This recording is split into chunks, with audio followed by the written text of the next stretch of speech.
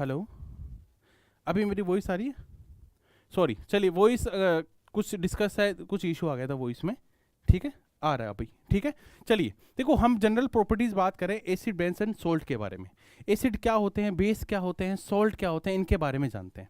देखिए, एसिड क्या है? एसिड जो है वो स्वाद में क्या होते हैं, खट्टे होते हैं। स्वाद में क्या होते हैं, खट्टे होते हैं। और ये वाटर के साथ रिएक्ट करने पर, जल के साथ अभिक्रिया करने पर क्या देते हैं, H+ आयन को रिलीज करते हैं।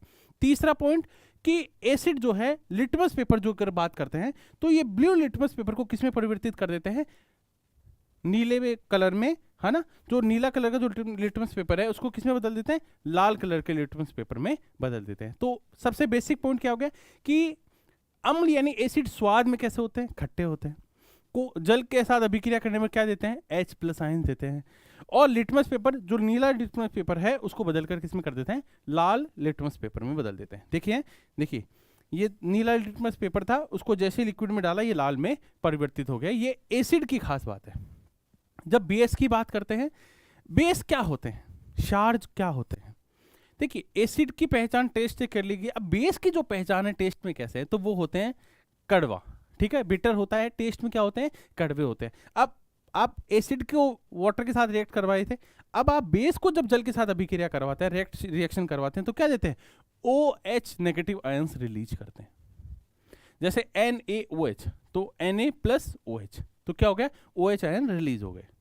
लिटमस पेपर की बात करते हैं, तो हमने एसिड में क्या पढ़ा था कि नीला किस में चेंज हो जाता है, लाल में चेंज हो जाता है।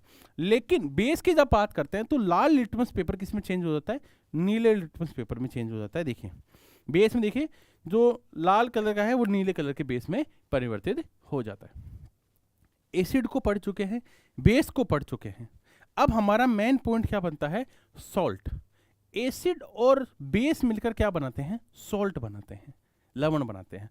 और सोल्ट जो बनाते हैं, देखिए एसिड प्लस बेस मिलकर क्या बनाते हैं, सोल्ट बनाते हैं। साथ में क्या बनाते हैं, वाटर, जल। जैसे HCl क्या है, एक एसिड है, स्ट्रॉन्ग एसिड है। बेस NaOH, जिसमें OH नेगेटिव आयंस रिलीज हुए थे, याद है, इसमें H+ आयन रिलीज होता है। तो एसिड और बेस मिलकर क्या बनाते हैं, NaCl। प्लस क्या है, HOH, और प्लस H क्या हो गया, H2। तो NaCl प्लस H2। अब NaCl जब दिमाग में आता है तो क्या दिमाग में आता है, सोडियम क्लोराइड। और सोडियम क्लोराइड क्या है, नमक, सॉल्ट। जो हम खाना खाने समय टेस्ट के रूप में जो नमक डालते हैं वो NaCl ही है। NaCl को आप लोग टेबल सॉल्ट के नाम पे भी जानते हैं, यानी टेबल सॉल्ट होती है, टेबल शुगर होती है। उसी तरह कई बार एग्जाम में पूछा गया कि टेबल सॉल्ट का इनमें से कौन सा फॉर्मूला सही है, तो वहाँ NaOH दिया होगा, NaCl दिया होगा, Na2CO3 दिया हुआ होगा। तो वहाँ आप ध्यान रखना, टेबल सॉल्ट का मतलब है NaCl, सोडियम क्लोराइड। इसको टेबल सॉल्ट के रूप में पहचानते हैं। खाने से स्वाद के रूप में सॉल्ट का उपयोग किया जाता है। एसिड पता लग गया, बेस पता लग गया, सोल्ट पता लग गया। तीनों के एक बेसिक कैरेक्टर हमें पता लग गया कि टेस्ट के द्वारा पता लगाया जा सकता है, इनको वाटर के साथ जलीय अभिक्रिया के द्वारा पता लगाया जा सकता है। तीसरा पता लगाया जा सकता है लिटमस पेपर के द्वारा। लेकिन लिटमस पेपर है क्या, उसके बारे में जानते हैं। अगर मैं लिटमस पेपर की बात करूं तो ये एक तरह का इंडिकेटर है। क्या है, एक तरह का इंडिकेटर है। लिटमस पेपर एक प्लांट यानी लाइकेन से बने होते हैं। तो हमारे दिमाग में सबसे पहला पॉइंट जो बनता है कि लिटमस पेपर इनमें से किसके बने होते हैं, तो आप कहेंगे लाइकेन के बने होते हैं। लाइकेन क्या है, लाइकेन एक तरह का प्लांट है। लाइकेन को लेकर आपका क्या कॉन्सेप्ट है, लाइकेन होते क्या है। देखिए, आप जानते हैं शैवाल होते हैं, शैवाल एल्गी, जो आप देखते हैं पानी, और जो लगातार पानी के आसपास में ग्रीन कलर का कुछ फिसलन वाला आप महसूस करते होंगे कई बार। फिसलन पानी के आसपास, जहाँ पानी की टोंटियाँ लगी होती है, पानी जहाँ लगातार बहता रहता है, वहाँ पर ग्रीन कुछ बन जाता है, वो शैवाल है। और शैवाल और फंगई जो कवक होते हैं वो मिलकर क्या करते हैं, वो बनाते हैं लाइकेन। एक्चुअल में एल्गी और जो फंगई है वो एक साथ रहते हैं। एक साथ का मतलब देखिए, सिम्बायोटिक रिलेशन में, सहज जीवन संबंध के रूप में रहते हैं। सहज जीवन का मतलब देखिए, एक होता है आप ऑटोट्रोफिक नेचर के, यानी आप अपना खुद खाना बना लेते हैं, ठीक है। जैसे प्लांट क्या करते हैं, अपना खाना खुद बनाते हैं, वो ऑटोट्रोफिक नेचर के होते हैं। एक होता है ना, एक दूसरा होता है सबसे इंपॉर्टेंट जो क्या है, वो यही है कि एल्गी और फंगी ये साथ रह रहे हैं, साथ रह रहे हैं, ठीक है। तो साथ रहने का मतलब इन दोनों का एक दूसरे से बेनिफिट है, यानी एल्गी फंगई को बेनिफिट देता है, फंगई एल्गी को बेनिफिट देता है, यानी एक दूसरे को बेनिफिट के लिए एक दूसरे के साथ जुड़े हैं, इसलिए इनको सिम्बायोटिक रिलेशन में रहते हैं। अब लाइकेन से बने होते हैं, लाइकेन क्या होता है ये मैंने आपको बता दी थी, है ना। अब बात करते हैं लाइकेन प्लांट की पत्तियों को क्या किया जाता है, लाइकेन को जो प्लांट है उसको सुखाया जाता है और उससे एक डाई तैयार की जाती है। अब एल्किन जो लाइकेन होता है लिटमस पेपर, उसका एक्चुअल कलर में होता है पर्पल कलर का, लेकिन लाल लिटमस पेपर और ब्लू लिटमस पेपर क्या होता है फिर, सर आपने कहा कि एक्चुअल कलर होता है पर्पल, तो क्या करते हैं उस पर्पल कलर पर डाई कर दी जाती है लाल कलर की और नीले कलर की, और फिर इसको इंडिकेटर के रूप में उपयोग करते हैं। तो लाइकेन, अब लाइकेन क्या है, लाइकेन के बारे में बेसिक इन्फॉर्मेशन पता लग गई है। लाइकेन एक्चुअल में एयर जो पोल्यूशन होता है, वायु प्रदूषण की इंडिकेटर्स है। वायु प्रदूषण बहुत कारणों से होता है ना, मोनोऑक्साइड के कारण, मोनोऑक्साइड की वजह से होता है, सल्फर डाइऑक्साइड की वजह से होता है, बहुत सारे कारण हैं जिसके वजह से क्या होता है एयर पोल्यूशन होता है। तो उसके इंडिकेटर के रूप में किसकी पहचान की जाती है, लाइकेन के रूप में पहचान की जाती है। अब एसिड, बेस एंड सॉल्ट और बाद में इंडिकेटर्स लाइकेन्स के बारे में जान चुके हैं, लिटमस पेपर जिनसे होता है। सबसे पहले जो लाइकेन से ही सबसे पहले मेडिसिन बनाई गई थी, सबसे पहले जो मेडिसिन थी वो किसके द्वारा तैयार की गई, वो लाइकेन के द्वारा की गई। लाइकेन का जो प्लांट है उसके लिक्विड से पहला मेडिसिन तैयार किया गया था। अब बहुत सारे डाउट इस चीज़ को लेकर हैं, सर इंडिकेटर्स तो हैं, तो इंडिकेटर कौन कौन से इंडिकेटर्स होते हैं। जैसे मैं अगर बात करूं, जो इंडिकेटर्स हैं वो है मिथाइल ऑरेंज, दूसरा है फिनोफिथिलीन, तीसरा है टर्मरिक। देखो इन इंडिकेटर्स का एक कलर होता है, जैसे हम बात करते हैं जैसे मिथाइल ऑरेंज है थोड़ा सा लाइट ऑरेंज कलर का होता है ना। फिनोफिथिलीन है उसका कोई कलर नहीं होता, कलर लेस होता है वो।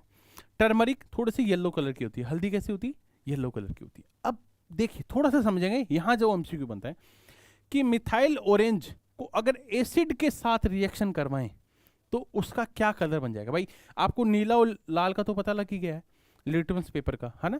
अब बात करते हैं मिथाइल ऑरेंज की, वो येलो ऑरेंज कलर का है, लेकिन एसिड में डालते कौन सा कलर बन जाएगा, रेड कलर बन जाएगा, और बेस के साथ डालने में कौन सा कलर बन जाएगा, येलो कलर बन जाएगा। तो मिथाइल ऑरेंज को एसिड के साथ रिएक्ट करवाने पर और मिथाइल ऑरेंज को बेस के साथ रिएक्ट करवाने पर कौन से कलर बनते हैं।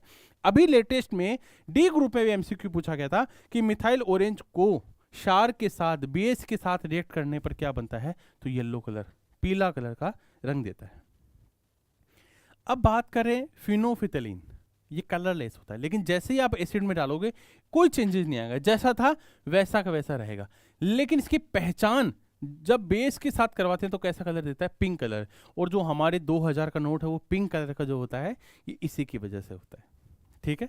अब टर्मरिक, हल्दी, आपने देखा होगा ना कई बार हम खाना खाते हैं और कुछ दाग लग जाते हैं, है ना, जबकि वो हल्दी जो है वो येलो कलर की है, लेकिन जब मम्मी या आप खुद जब कपड़े धोते हैं और जब साबुन में क्या होता है, बेस होता है, क्षारीय पदार्थ होते हैं, तो जब साबुन को कपड़ों के साथ मैच किया जाता है, उस जो येलो कलर का जो दाग लगा था आपने खाने के दौरान वो किस में चेंज हो जाता है, लाल कलर का हो जाता है। देखा होगा आपने, महसूस किया होगा, बहुत बड़ी जनरल मतलब चीज़ है। तो टर्मरिक को एसिड के साथ कोई चेंज नहीं है, लेकिन जैसे ही बेस के साथ रिएक्ट करवाओगे कौन सा कलर देगा, येलो कलर देगा। ये मिथाइल ऑरेंज है।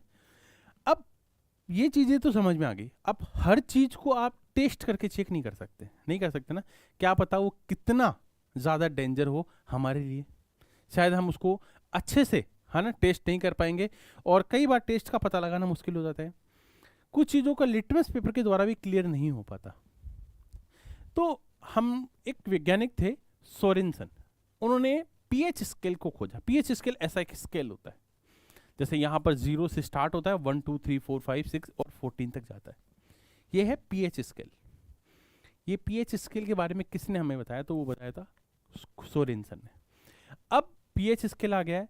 अब पीएच स्केल में सर कौन सा हिस्सा एसिड है और कौन सा हिस्सा बेस वाला है, तो ध्यान रखना 0 से लेकर 7 तक, 0 से 7 के बीच में जो भी अगर ये स्केल बताता है, दर्शाएगा, इसका मतलब वो लिक्विड सॉल्यूशन क्या है, एसिड है।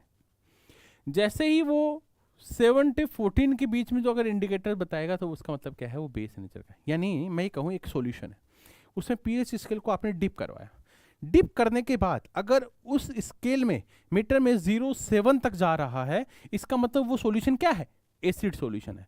और 7 to 14 के बीच वर्क अगर वो इंडिकेटर शो करता है, इसका मतलब वो सॉल्यूशन क्या है, वो बेस नेचर का है। तो एक हिस्सा 0 से 7 तक एसिड और 7 to 14 बेस वाला है। तीसरा कि सर अगर सिर्फ 7 पे आ जाए तो क्या होगा, ये हमारे दिमाग में चलता रहता है कि सिर्फ 7 पर बना रहे तो क्या होगा। तो सिर्फ 7 पर बना रहे इसका मतलब वो सॉल्यूशन क्या है, न्यूट्रल सॉल्यूशन है, उदासीन प्रकृति का सॉल्यूशन है। एसिड, बेस एंड न्यूट्रल, 3 तरह की पोजीशन सामने आ गई। इसमें एक चीज और है जो शायद आपको पता होनी चाहिए, क्या है कि सर 0 से 7 तक एसिड है, लेकिन एसिड भी 2 तरह के होते हैं, स्ट्रॉन्ग एसिड, वीक एसिड। तो स्ट्रॉन्ग एसिड जो है वो 0 से 3 के अगर बीच दर्शाता है ये इंडिकेटर, इसका मतलब ये हिस्सा क्या है, स्ट्रॉन्ग एसिड वाला है। यानी ध्यान रखना, एसिड जो सबसे 0 के आसपास जो रहेगा वो ज्यादा स्ट्रॉन्ग रहेगा, और 6 के पास आता था वो कमजोर होता जाएगा। तो 0 से 3 के बीच क्या है, स्ट्रॉन्ग एसिड है। 3 to 7 के बीच क्या है, वीक एसिड है। लेकिन इसके अपोजिट होता है, 7 to 10 के बीच क्या है, बेस, वीक बेस है। जैसे जैसे दूर जाते जाएंगे, 14 के पास आते जाएंगे, बेस क्या हो जाएगा, क्षार क्या हो जाएंगे, स्ट्रॉन्ग हो जाएंगे। तो एसिड और बेस के कुछ बेसिक पॉइंट हमें पता लग गए हैं कि क्या है, एसिड कौन सा पार्ट है, बेस कौन सा पार्ट है, न्यूट्रल पोजीशन क्या होती है, स्ट्रॉन्ग और वीक एसिड क्या है, स्ट्रॉन्ग और वीक बेस क्या होते हैं, ये हमें पता लग गया है। अब देखिए इसका उपयोग कहाँ किया जाता है। न्यूट्रल जो उदासीन होता है वो हमें बैटरी में, लेड स्टोरेज जो बैटरियां होती हैं हमें उनमें देखने को मिलता है न्यूट्रल पोजीशन। कहाँ पर, आपने सुना होगा डिस्टिल वाटर हम लोग डालते हैं, ठीक है। न्यूट्रल वाटर जो बैटरी के उपयोग यूज में उपयोग किया जाता है, प्योर वाटर जिसको बोलते हैं, इस पोजीशन को बात करते हैं। तो अब बहुत सारा एक केमिस्ट्री की लैंग्वेज में एमसीक्यू पूछ सकता है। वो पूछ सकता है कि देखिए एसिड क्या है, उसमें H+ आयंस की मात्रा ज़्यादा होगी और वाटर की मात्रा कम होगी, तो वो क्या होगा, वो होगा acid, strong acid. Weak acid में क्या होता है, पानी की मात्रा ज़्यादा होती है और H+ आयंस की मात्रा कम होती है, वो होता है वीक एसिड। तो एसिड में जैसे जैसे पीएच कम होता जाएगा, देखिए इस बात को फील करिए, जैसे जैसे एसिड में पीएच वैल्यू कम होती जाएगी क्या होगा, स्ट्रोंग हो जाएंगे। यही तो कहना चाह रहे हैं, यही तो मैंने बताया कि 0 के आसपास जैसे जैसे 0 के पास आते जाओगे स्ट्रोंग होता जाएगा, लेकिन H+ आयंस की जो सांद्रता है वो क्या हो जाएगी, बढ़ जाएगी। लेकिन ऐसे क्षार में अपोजिट है, क्षार में पीएच मान बढ़ने पर, पीएच की वैल्यू बढ़ने पर, पीएच की वैल्यू बढ़ने पर, जैसे जैसे पीएच वैल्यू बढ़ती जाएगी वो क्या हो जाएगा, बेस स्ट्रोंग होती जाएंगे, OH आयन की मात्रा ज्यादा होती जाएगी। तो केमिस्ट्री में जो रसायन विज्ञान है उसमें एसिड बेस के 3 टाइप तो थे ही, जिनके द्वारा टेस्ट के द्वारा पहचान करना, जलीय अभिकेंद्रों के द्वारा पहचान करना, लिटमस पेपर के द्वारा पहचान करना, और चौथा पीएच स्केल के द्वारा। हमें 4 तरीके पता लग चुके हैं एसिड, बेस एंड सोल्ट की पहचान के लिए। कुछ चीजों को जानते हैं, देखिए जैसे स्ट्रोंग एसिड है, क्या है स्ट्रोंग एसिड, जैसे HCl है, ये क्या है, हाइड्रोक्लोरिक एसिड होता है HCl, हाइड्रोक्लोरिक एसिड, ये क्या है, स्ट्रोंग एसिड है। H2SO4 क्या है, king of acid, sulphuric acid, strong acid है। HNO3 नाइट्रिक एसिड क्या है, स्ट्रोंग एसिड है। एसिड में इसलिए बता रहा हूं क्योंकि आजकल इस तरह के एमसीक्यू आ रहे हैं कि इनमें से कौन सा एक वीक एसिड है। तो जब तक आपको स्ट्रोंग के बारे में इंफॉर्मेशन नहीं होगी, वीक के बारे में पता लगाना मुश्किल है। तो बेसिक जो 3 स्ट्रोंग एसिड है उनकी बात कर चुके हैं। अब बात करते हैं बेस के बारे में। क्षार क्या है, NaOH, ये स्ट्रोंग है, देखिए उसके पीएच वैल्यू देखिए कितनी है, 14, बहुत ज्यादा स्ट्रोंग है ना। पोटेशियम हाइड्रोक्साइड है ना, सोडियम हाइड्रोक्साइड, पोटेशियम हाइड्रोक्साइड 12.5, 14 के बहुत पास, यानी स्ट्रोंग बेस है। मैग्नीशियम हाइड्रोक्साइड MgOH2 क्या है, 10.5। तो स्ट्रोंग एसिड और स्ट्रोंग बेस, इनके कुछ बेसिक एग्जांपल्स को हम लोग पढ़ चुके हैं, क्या होंगे। एग्जाम में पीएच स्केल के बहुत सारे एमसीक्यू आते हैं। पीएच स्केल को डिस्कवर किसने किया था, पीएच स्केल में एसिडिक की कहाँ से कहाँ तक होता है, न्यूट्रल पोजीशन क्या होती है, सबसे स्ट्रोंगेस्ट एसिड कौन से हैं, स्ट्रोंगेस्ट बेस कौन से होते हैं, है ना, 7 पर आने पर क्या कहलाता है, ये सारे। अब हमें ये याद करने की जरूरत है पीएच वैल्यू के बारे में। आप सभी को पता है लगातार ब्लड का जो पीएच वैल्यू है, कि जो हमारे शरीर में जो रक्त प्रवाह हो रहा है, जो ब्लड का फ्लो हो रहा है, उस ब्लड की पीएच वैल्यू क्या है, तो वो है 7.4, ये याद होनी चाहिए। जो हमारी टंग होती है, हमारी स्लाइवा जिसको क्षार बोलते हैं, क्षार जो होते हैं, है ना, वो होता है 6.8। हेलो ऋतिक बेटा, हेलो सुशील, हेलो शाहनी। अब ब्लड की बात करें 7.4, टंग हमारी जो स्लाइवा होता है 6.8 जिसकी पीएच वैल्यू है। यानी अब देखिए ये हल्का क्षारीय होता है। ब्लड से रिलेटेड एक एमसीक्यू बायोलॉजी में पूछा था कि ब्लड है अम्लीय प्रकृति का, क्षारीय प्रकृति का, हल्का अम्लीय प्रवृत्ति का, हल्का क्षारीय प्रवृत्ति का, इस तरह से। स्लाइवा 6.8 यानी एसिडिक नेचर का है, लेकिन बहुत कम, यानी लगभग 7 के आसपास आ गया है ना। डिस्टल वाटर 7.0 जिसको बैटरी में हम लोग यूज करते हैं, जो लेड की जो बैटरियां होती हैं उनमें डिस्टल वाटर का उपयोग करते हैं। इन्वर्टर में आपने देखा होगा। मिल्क होता है 6.5, खट्टा नहीं होता ज़्यादा, बहुत 7 के आसपास होता है ना। फील कर रहे होंगे आप इस बात को देखकर। सी वाटर 8 होता है, यानी क्षारीय प्रकृति का होता है, खट्टा कड़वा लगता है हमें। लीवर में जो होता है ये 8 होता है ना। Acid rain less than 5.6। इनो 10.5। इनो क्या है? एक तरह का बेस है। मैं आपको बताऊंगा कि इनो के साथ आप कैसे चीज़ों को समझेंगे। हम बात करते हैं विनेगर की, यूरिन की बात करते हैं, 6 है। तो ये एक बेसिक टेबल है, ये आप इसको नोट डाउन कर लीजिए, डे टू डे बेसिस पे इसको रिवाइज करते रहिए। एक एमसीक्यू पीएच स्केल का बहुत बार पूछा जाता है किसी भी कम्पिटिटिव एग्जाम में। देखिए ये जो जनरल साइंस मैं आपको करवा रहा हूँ, ये जनरल साइंस आपको सीटी के लिए तो स्पेशली है ही, लेकिन मैं ये कह रहा हूँ कि ये मैं उस तरीके से तैयार कर रहा हूँ ताकि आप किसी भी वनडे एग्जाम की तैयारी कर रहे हैं तो आप इस कंटेंट को पढ़कर उस एग्जाम में पास कर पाए। एसिड और उसकी क्या प्रॉपर्टीज हैं, क्या कैरेक्टरिस्टिक्स हैं, क्या इसके मैं कहूँ कि क्या क्या फॉर्मूलाज इसमें होंगे, क्या क्या इसके यूज हमें देखने को मिलते हैं, इसके फीचर्स क्या क्या होंगे, उन सबको बारे में जानेंगे। एसिड के बारे में दिमाग में आते ही सिंपल से एक कॉन्सेप्ट आपके दिमाग में आ रहा होगा, जिसकी पीएच वैल्यू 0 से 7 होती है, जो स्वाद में खट्टे होते हैं, जो H+ आयंस देते हैं, जो नीले को लाल में बदल देते हैं। ये सारे 4 पॉइंट आपके सामने क्लियर हो रहे होंगे। लेकिन एसिड कितने टाइप का है? एसिड 2 तरह के होते हैं। ऑर्गेनिक एसिड होते हैं, एक होते हैं मिनरल एसिड। जो मिनरल्स के द्वारा तैयार करवाए जाते हैं वो मिनरल एसिड होते हैं, जैसे HF है, HCl है, HBr है, HL है, H3BO3 है ना, HNO3 है, H2SO4 है। ये सब मिनरल्स के द्वारा तैयार किए गए हैं। जबकि ऑर्गेनिक ये हमें नेचुरल सोर्सेज से प्राप्त होते हैं, जैसे टोमेटो, ग्रेप्स, एप्पल, चींटियों के द्वारा, है ना, इन सब से हमें प्राप्त होते हैं। तो इनके सोर्सेज के अकॉर्डिंग ये कहाँ से हमें मिल रहे हैं उसके अकॉर्डिंग, अगर वो हमें नेचुरल मिल रहे हैं तो ऑर्गेनिक हो गया एक तरह से। नेचुरल भी एसिड भी बोलते हैं इसको, ऑर्गेनिक एसिड भी बोलते हैं। दूसरा है मिनरल एसिड, क्योंकि ये हमें मिनरल्स के द्वारा प्राप्त किए जाते हैं।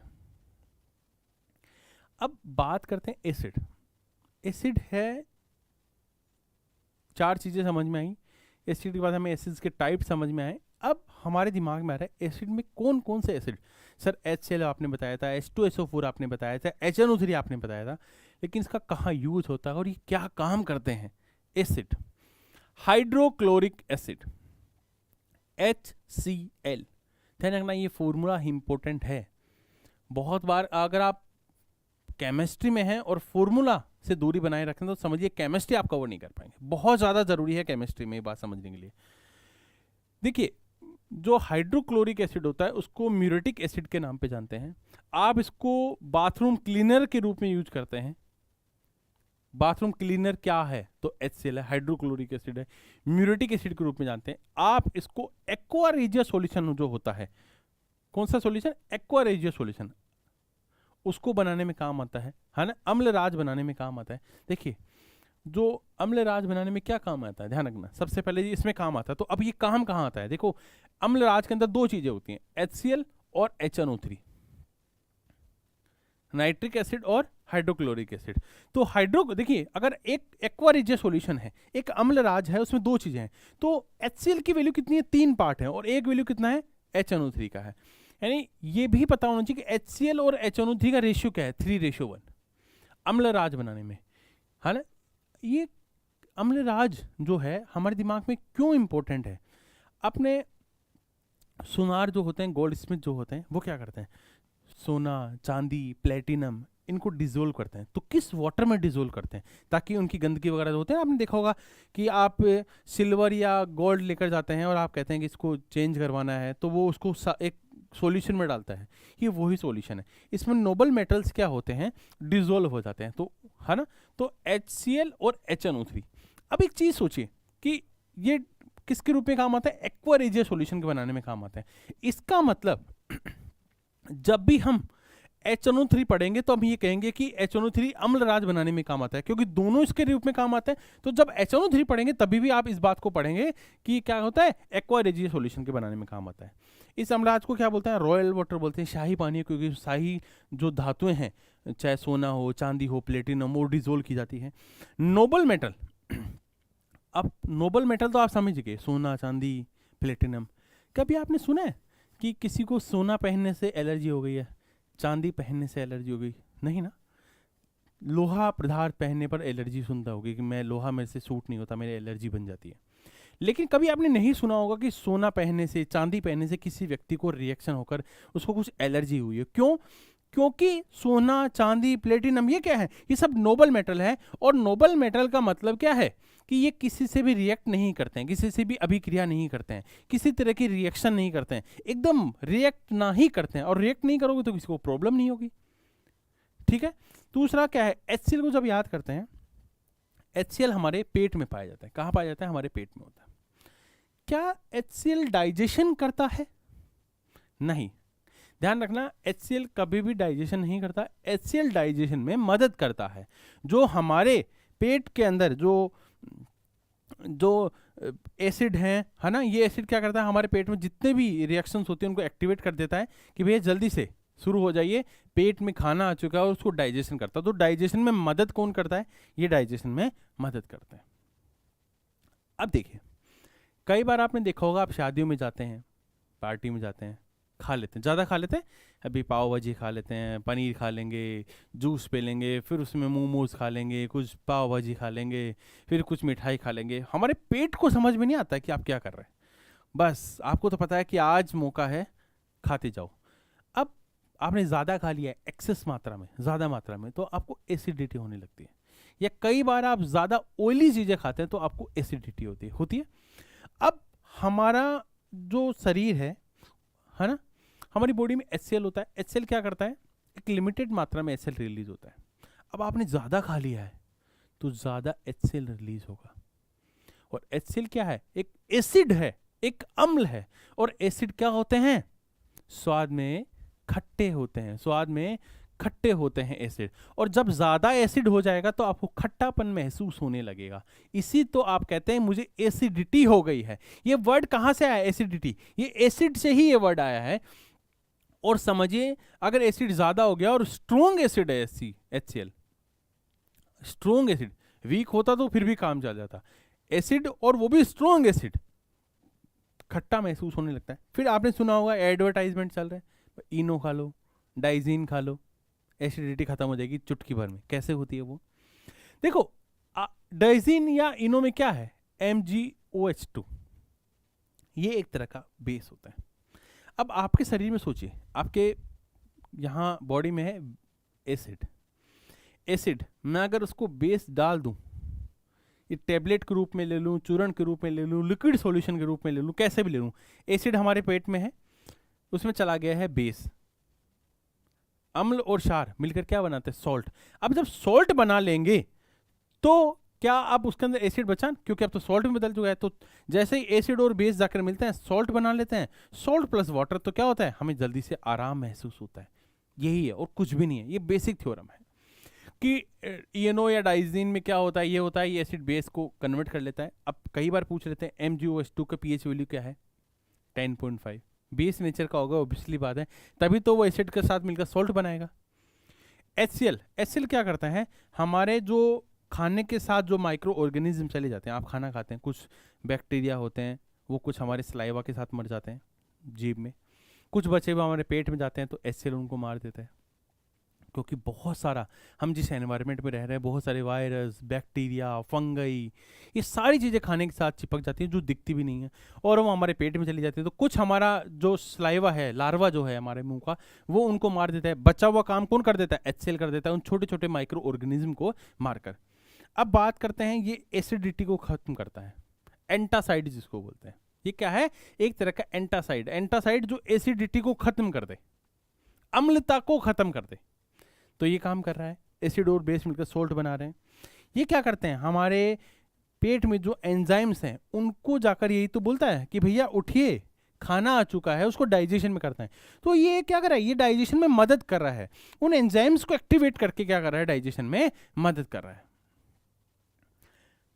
आपने HCl स्ट्रॉन्ग एसिड के बारे में बात की, अब बात करते हैं H2SO4 sulphuric acid. Sulphuric acid जो है उसके बारे में कुछ बेसिक MCQ जो बनते हैं वो कहाँ से बनते हैं? वो ये बनते हैं कि इसको क्या कहा जाता है। एक तो H2SO4 को कहा जाता है सल्फ्यूरिक एसिड, एक कहते हैं ऑयल ऑफ विट्रियोल, ठीक है।